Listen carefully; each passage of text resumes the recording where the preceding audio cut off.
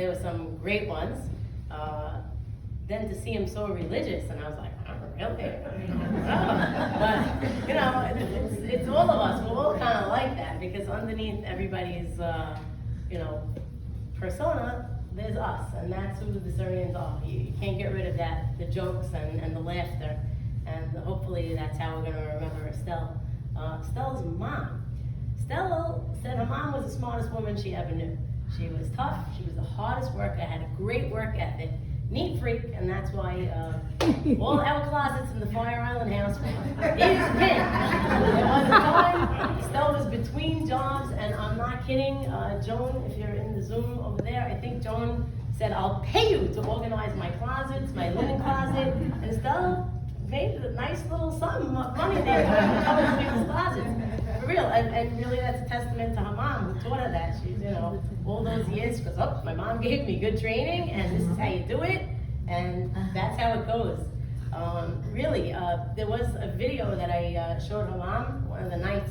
She was on Mexican Pacino, on Amy Pinocchio's thing with the Shadchanit, and they were interviewing her, and good old Estelle was saying, you know, her age, what type of people she likes, and what did she say? She goes, nope, my mom always says it only takes one. So Estelle never gave up. It didn't make a difference, you know. My mom told her, look, it's only one good egg. If you find that one good one, that's it.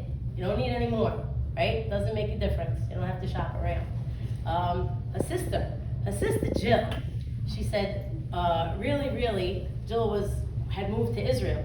And I would always ask, I go, how's Jill doing? And she kept tabs on Jill all the time. I don't know if Jill knew it even, but she really did. A lot through Vicky, would go to Israel often and come back, and Estelle needed the whole scoop on what was going on with you. Jill, she would say, none other. There is nobody more talented than Jill, who is more creative than Jill.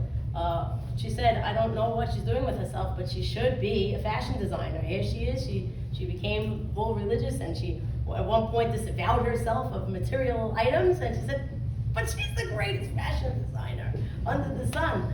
And she really thought you had some great talent and great potential, and she knows you do. So as you're doing you, just remember that. She believed in you. And her brother Ike, Ike, I think everybody knows Ike, her friends in Fire Island. Even she go, oh, my brother Ike. I mean, if it was the Dallas Cowboys, or if it was Money Matters, or Numbers, or something like that, or just somebody that was always gonna have her back as she had his. Really, she loved her brother very much, and she was far away, but she came home for every single holiday. It did not matter. I mean, 2 Passovers, she wasn't able to come home. The Passover, the first one of COVID, and then the second one was right after her surgery. She made sure to come, even for Shavuot, to come back to her family. She never really liked to stay away for the holidays, and it was a big joy to her, comfort for her, and she would love it. I know she spent, with Robin, they would spend usually the first nights, and then usually Aliyah Hashalom, Priscilla, and Charlie and Suttons would come over all the time, and she really loved it, and would talk about it often.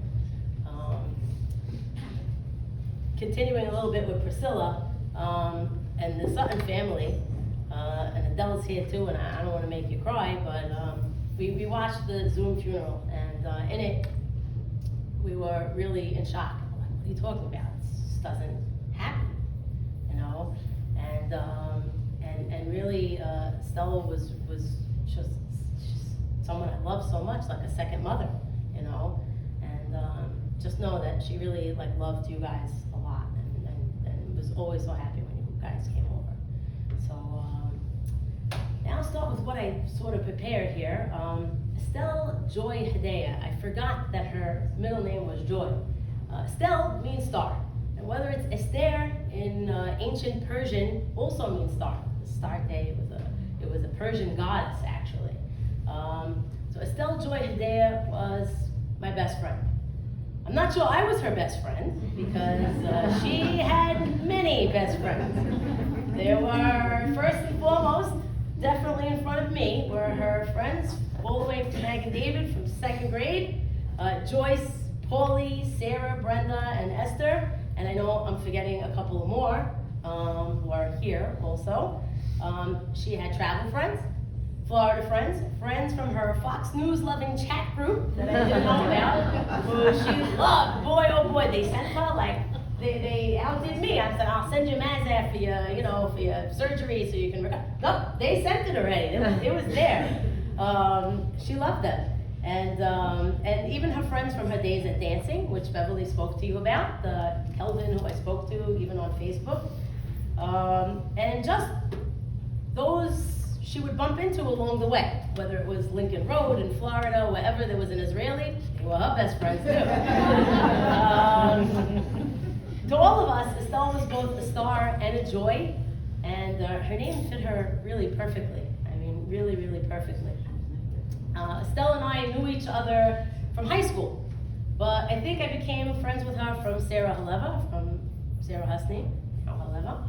Our first trip together was Acapulco, okay? I don't know, I think Margot, you were with us on that one. You'll be surprised to know, very surprised to know that when I first met Estelle, she was shy, right? Like I said, surprised, right? She was the youngest in her grade, and maybe because of that, she was a little bit more, a little bit quieter than the rest of her friends. On this first trip of ours, I guess I was the teacher, believe it or not, and she was a student, but only then. She was so innocent, really. I remember giving her her first drink, actually, alcoholic beverage, a rum and Coke, because the rum was sweet and the Coke would overpower it. That Cuba Libre became her drink for a long time, until she graduated to spicy Bloody Marys at brunch, and her famous Hidea happy hour tequila with lime, no salt, no carbs. So that was her big thing, was the keto diet. Estelle and I had similar paths moving forward. We were both oldest children and daughters. We both had one sister and one brother in the same order. We worked retail in the jewelry business. We were adventure seekers, people persons, and yes, we were both single and had no children. We knew what it was like to break barriers and cross boundaries, especially the ones we grew up in as Syrian Jewish women. We both hated aspects of the community that made us hurt, but we loved it way more than we ever thought it hurt us or anything of the sort. It was a hard tightrope to walk between the two worlds, and I can tell you that Estelle did it with respect and dignity. One year we were on a month-long tour of Spain. At a town called Torremolinos, the guide announced that we would be traveling to Granada on Saturday. Estelle freaked. What was she going to do? I said that maybe, since the bus was traveling anyway, we could just go. Who would know? Really, who would know? But Estelle, she picked up the phone. I'm not kidding. She picked up the phone, and this is before like your cell phone could just dial internationally, right? Whatever it was, we had to find the country code. She picks up the phone and she called her rabbi. And her rabbi was Rabbi Labaton, Alav Shalom. And so she's Rabbi Labaton, what am I gonna do? Can I go? Can I not go? What's happening? And he asked her if her life was in danger if she stayed overnight in that town, Torremolinos. I reminded Estelle of the swaggering sailors we had seen in town, and of course, I mean, really, and the giant water bug that had crawled through the sliding door. Although scary, Rabbi Labaton said those didn't qualify. So Estelle said we had to stay. We switched to a second floor room without the bugs, and we camped into Granada the next day. She was more devout than I, and she respected the rabbis. Always. Better than me for sure. So, how did we wind up here today? For the life of me, I have no idea that I am standing here, me, Lisa Shrem, talking about Estelle Hidea who passed before me. Not supposed to happen, wasn't part of the deal. Many times I gave her little instructions. Listen, I'm a crazy person here and there. Just make sure my family honors my wishes, and make sure they bury me in my car because it's my favorite thing. If you can't get the car to Israel, wherever it goes, I'll take it. That was really, that was the deal. It wasn't supposed to be the opposite. It really wasn't supposed to be the opposite. It was my first day off of school, and I thought, yippee, I could finally sleep late. But for some reason, I rolled over at 5 a.m. to see that a building in Surfside had collapsed. I opened the article on my phone, saw the photo in the morning darkness, and I just knew. The address of 8777 Collins was Estelle's building. I had stuck it in Uber many times before. The rest is unfortunate, horrifying history. Estelle lived on the 6th floor of a 12-story building. That wasn't good news. We all called and texted her, but we heard nothing in response. Things got worse as I watched the videos emerge on TV. I sat paralyzed that first day, and after speaking with Estelle's mom at her house on Friday, I made ready to head down to Florida with Ike on Sunday morning. He gave DNA, as the authorities had asked for on day 2. They asked us for DNA on day 2. Figured they kind of knew a little bit more than we did. And that was even a worse indication of the situation. And all the families were taken to the site of the building collapse that same day. It was rough to witness. Many family members were screaming the names of their loved ones in hopes those trapped would know we were there for them, and hoping that they would fight to get out. I too had hope. I mean, if anybody could get out of a jam, it was Stella. I mean, with all her pole dancing and workouts, I figured she could crack a slab of cement super easily. And then the Israeli IDF arrived on that same Sunday. I joked that knowing Estelle as I did, when she heard the Hebrew, she was bound to pop out of the rubble, dust herself off, and strike her famous pose for an Instagram photo to remember her for ages. I promise you, I so thought that was going to happen. And that was my biggest wish from the start. Unfortunately, my hopes and those of the 97 other families were dashed after 10 straight days of rain, a hurricane, and the fire. The first Friday night, the Israeli commander named Golan Vah sat down and he said to us, "I'm not going to tell you what you know, I'm going to tell you what you don't want to believe." Rachel Sabag and I, we were no dummies. We knew what he meant, and it wasn't the greatest news of all. And that's when things started to change for us. That's when things really, at that point, it was okay. We still want Stella back, and we still have to get her out. We made this promise, and we're going to bring her back. A long time ago, I said that I would never leave Estelle, and this goes back to Ladon in Acapulco. Oh my God. We go to a club together, we leave the club together. Right, Margot? That's how it was. We're on to 2. If you go, you come back together. You never leave. It's the female code. And really, that's how it was all the way to the end. Estelle many times pulled me out of a jam. I had terrible heat stroke in Cancun, and I almost died. She picked me up, boiling hot that I was, and threw me in a very cold bathtub. Till today, I haven't forgiven her for it, which is crazy. She saved me from, never put bubble bath in a jacuzzi that has doors because the bubbles rise and you can't get out. Saved me from that too. And of course, there was, thankfully, Beverly remembered the bull story as well, and many other situations that her mother knows well. I talked about her being in passport jail in Mexico City, et cetera, and I wouldn't leave till they let her out, and she told me, "Oh, go ahead, go to Puerto Vallarta without me." I said, "What are you sketching? No, I'm not going without you. I'm not leaving till you're with me," and we made it, thank God. There's a lot I want to say, and I think I got 3 minutes before Rabbi Ozeri gives me the hook. So I'm going to tell you that. Let's see. Where am I? To me, Estelle passed away on Thursday, June 24th. She passed away quickly without feeling a thing, and of that, I am 1,000% certain. So all of you, please know that. The Hebrew date is Yudalet Tammuz, and a few days before the start of the 3 weeks. The Torah portion of that Shabbat was Perashat Balak, and I said, "What? The talk with donkey? What does it have to do with Estelle? Really, But there's something beautiful in Perashat Balak, and that beautiful thing is when Balaam goes to curse all of Israel, and instead Hashem puts in his mouth the words, Ma tovu ohalecha Yaakov, mishkenotecha Yisrael.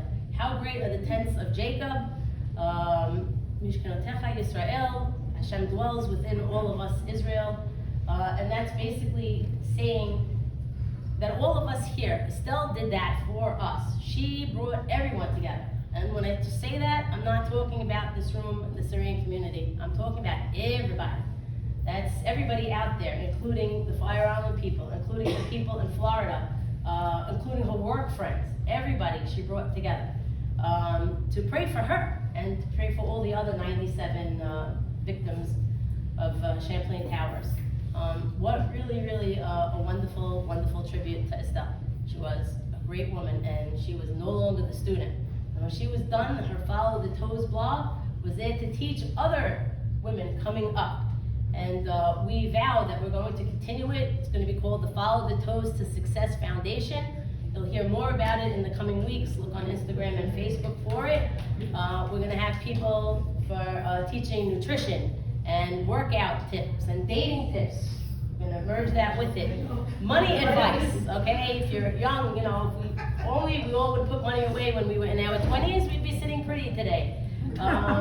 So many of those things that will be on it, and we're also going to collect money to donate a Hatzalah motorcycle in Estelle's memory to be used either in New York or Florida, both places that need it badly.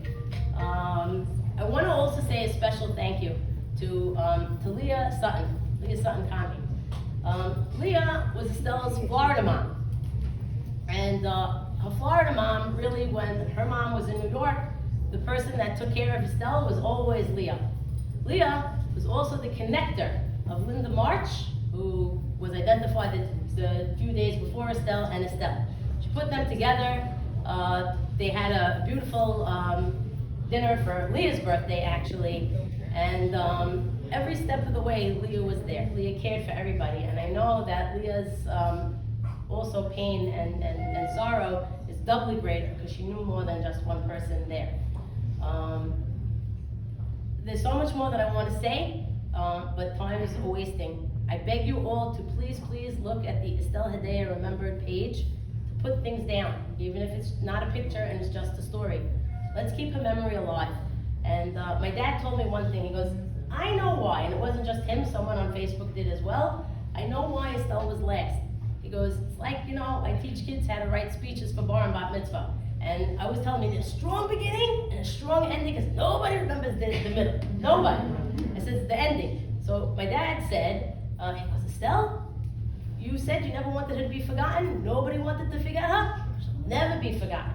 She was first in the news, the first big story in New York and Miami, and she was the last story. The last story, she got tributes from Anderson Cooper, from Gayle King even. People she would flip out. I don't know, I got to call up Donald Trump and tell him, hello. And Ron DeSantis. Yeah, Ron DeSantis as well. So all those people that she got tributes for, just Google Estelle Hedaya. I'm asking you, Google Estelle Hedaya and you will see what pops up. Not a bad word anywhere. Estelle was not a fake. The only thing fake about Estelle were the eyelashes. She saw a person online that was saying something bad about Israel, or faking it, or BLMing it, or BDSing it. She was there with like proof to get them. And really, she's a role model for every single one of us, for everybody's daughters, for everybody's nieces, even for the boys, to be quite honest. Estelle was a great person. She really was larger than life. I'm going to miss her more than anything. And I know you all will too. And with that, I want to say Tehi, Nishmata Surura, Bitzron HaChayim. Always, yeah, please. Come on.